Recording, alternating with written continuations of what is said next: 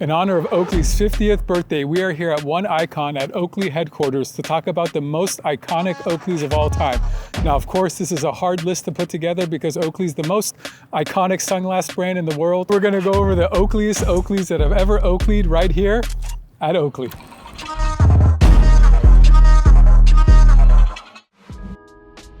The pair that started it all. In 1984, Oakley came out with the Eyeshades, and originally Oakley wasn't an eyewear company. They started off making motocross grips.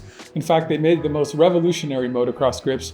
You see kind of a story here, Oakley always making the coolest stuff. Everything can and will be made better. That's Jim Gernard's philosophy. Well, one day Jim was driving up the coast and the sun was really bothering him from the side because he didn't have wraparound shades. So he got home, took apart a pair of Oakley motocross goggles and used coat hangers to actually engineer the first pair of Oakley sunglasses. There's actually a sample of that right here, which is really cool. And in fact, a lot of people argue that this is the first pair of sport eyewear really anyone ever made. They had unobtainium nose pads, which made the glasses stay in place really well. Unobtainium was the material that the motocross grips were made out of, and they even had adjustable temples. Greg LeMond won the 1986 Tour de France wearing these glasses, which forever made them an iconic pair of eyewear. So out of the birth of such iconic eyewear has come many generations of sport performance eyewear, all the way down to the Sutro, which is one of the most popular pairs of glasses Oakley makes now, as you could see where its heritage came from. While we're on the theme of icons, we have a very special treat. We're going to be able to sit down with Brian Takumi. He's worked with Oakley for about 30 years. He's done everything from design to product, and now he's basically in charge of keeping Oakley, Oakley. Formal title is VP of Brand Soul. Basically, Oakley has created this tribe of believers in the brand, whether that's in the design, the storytelling that goes with it, and how do you maintain that to actually make sure that the soul of the brand and DNA is documented. Well, we're here today to talk about the most iconic frames, ones that changed the industry or changed the game. Razor blades hold a special place in my heart because I grew up as a BMX freestyle kid in Southern California, so that's all I wore was razor blades. He took all that technology, the field of view, impact protection, optical acuity as best as he could do at the time, and then he packaged it in something you'd never seen before. And that to me, while it didn't necessarily embody a lot of the DNA when it comes to design, it was like the Rosetta Stone that really set the brand up for this idea of optics and the design language coming together. So it started to encompass that, how it looks, how it works, how it makes you feel. The year was 1987 and Oakley introduced the razor blades. This was actually the frame that really brought them into the mainstream market. And actually the frame, funny enough, that made me an Oakley fan. In 1988, a year after they were released, my basketball coach wore these at my elementary school and I fell in love with Oakley right then and there. The first logo I ever remember in my life, the first thing kind of imprinted on my impressionable head was Oakley's. I remember he came in wearing a hot pink stem with that Oakley logo. And then the next time I saw him, he had a green stem. Now I know they came in a kit and they were interchangeable. Not only were the temples interchangeable, but the lenses were interchangeable. This really was the birth of Oakley going into the mainstream sports market. This pair of glasses really birthed so many other pairs. Really, you can call this the great-great-grandfather of the M frames, the Radars, the Radar EVs, maybe even the Sutro. This kind of styling is really what helped Oakley get on the map as an athletic pair of eyewear. In the early 90s, Oakley introduced a new frame with a new frame material. This is the Eyewear made out of the C5 alloy, a mix of 5 different metals to give you a lightweight but very strong pair of glasses. The Eyewear was an iconic shape and later inspired the T-Wire, which is one of my personal favorite pairs of glasses. The Eyewear also was one of the first metal frames from the Oakley family, and since then, metal frames have been very important in the Oakley lineup, including that ever popular whisker. This is a true iconic Oakley frame, that oval shape, the early 90s. Can't go wrong with an Eyewear. Arguably the most iconic or the most well-known pair of Oakleys is the Frogskins. These are not the original Oakleys, although some people think they are because they came out all the way back in 1985. Since then, there's been a few different versions. The original pair actually had metal hinges and were made in Japan. This is a reproduction pair of one of the most famous colorways, the Dalmatian colorway. The originals are actually unbelievably valuable and collectible. These are really, really cool, really, really different. Could you imagine 1985 lifted Toyota pickup truck rocking these glasses? Well, you can't talk about Oakleys without talking about M-frames. This iconic shape has been around since 1989. Originally called the Mumbos, eventually called the M-frames. Later they came out with the Pro M-frame, the M2. A lot of glasses kind of started off its life originally in this family. These glasses give you maximum coverage. That was the whole concept back then, to give you a really big sport frame, amazing coverage, high definition optics, and this shape and this style has been known as an Oakley ever since then. Even though the language still was very that architectural shapes that were going on, and it didn't quite get to the sculpture that we know today with Oakley, it was a defining piece of the satisfy the eye and mind and the heart. Jim would talk about there's 9 inventions that went on there. So when you talk about the lens cut, you talk about the way it had the brow to come together, when it had, you know, the ear socks are reversible, one side smooth, one side serrated to actually grip your head better. M-frame inspired an entire generation of things to happen.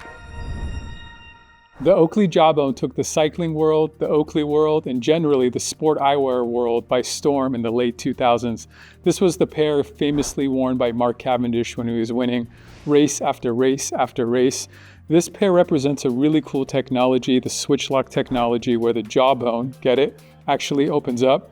I actually was wearing these cycling all the time, and it was a little bit after I broke my jawbone in a racing accident. So I found it very interesting that these glasses were mine and I was wearing them. After a little while, Oakley had to change the name of the jawbone to the racing jacket, not to be confused with the racing jacket. So the jawbone later became the racing jacket, and these were iconic eyewear, came in so many different colors. They were very RXable. The most popular non-prescription sport glasses were actually the most popular prescription sport glasses. So at that time, it made our lives much, much easier. In 1992, Oakley came out with another revolutionary piece, the Sub-Zeros.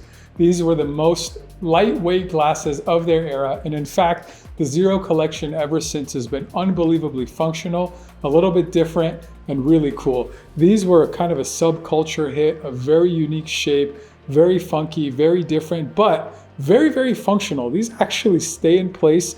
They're really comfortable. They weigh nothing, and they're just different.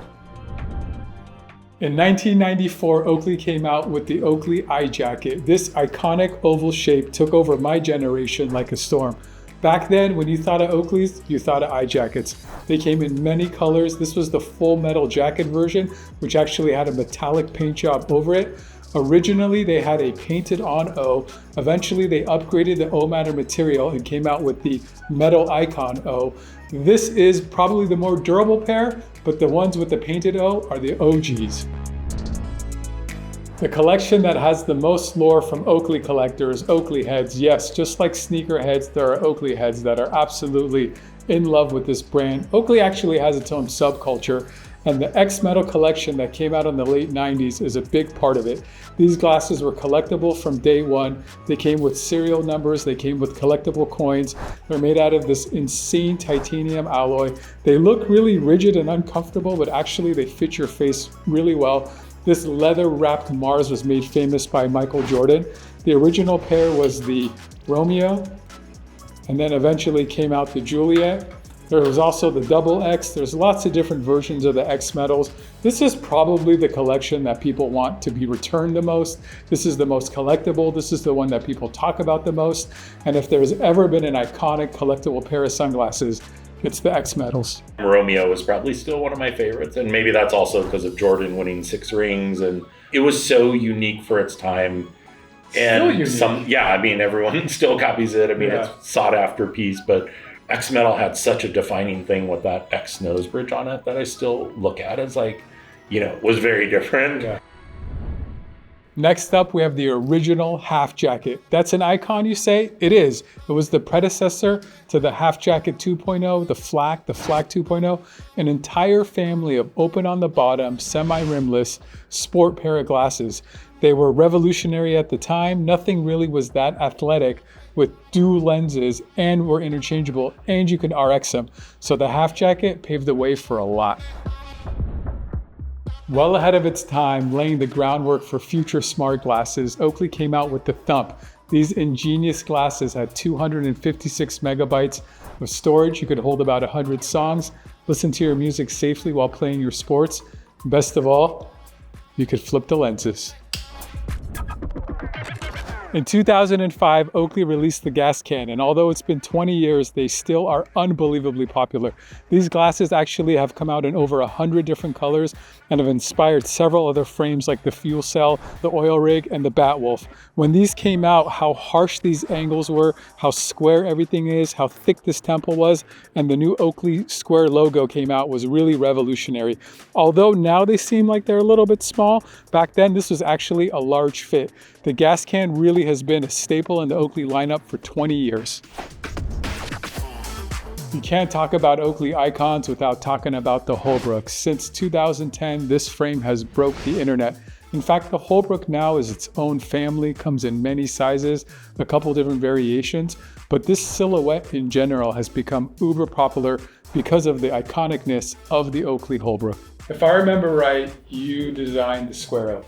I did do the Square O. I mean, it is flattering to know that for a brand this big, as one of the biggest eyewear brands in the world, to be able to look out there and see, wow, I did that logo. No hardcore Oakley heads collection is complete without the Overthetops, which truly are over the tops. These glasses were introduced in the 2000 Sydney Olympics, and Oakley made a big splash with these glasses. They basically just hug your whole head and go over your eyes. Not too much of a functional reason, but why not? When you're a company already known for innovation and pushing the boundaries, what do you do next? You do the Medusa. Are these even glasses? Are they not? It's a work of art. It's an avant-garde piece where Oakley's just being Oakley and having a lot of fun. Those are 28 leather dreadlocks on this helmet-type contraption. And yes, you can attach goggle-type eyewear to it, but what an iconic, unique, weird, fun piece of Oakley history. Growing up as a BMX freestyle kid in Southern California, where freestyle was born, it was like I had a huge connection to the brand. There's emotional place, huge emotional place in my heart for Oakley.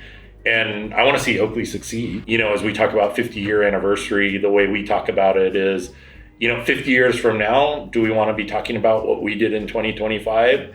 If we're still talking about what the brand did in the 80s and 90s and there's nothing else to talk about, we haven't done our job to evolve the brand. 50 years of Oakley, 50 years of icons, dozens of glasses that have changed the world. Thank you, Oakley, for everything you've done. The Oakley team here today has been amazingly wonderful. From a kid who fell in love with Oakleys in 1988 to be here to help celebrate these amazing glasses is a dream come true. Are these the next icons?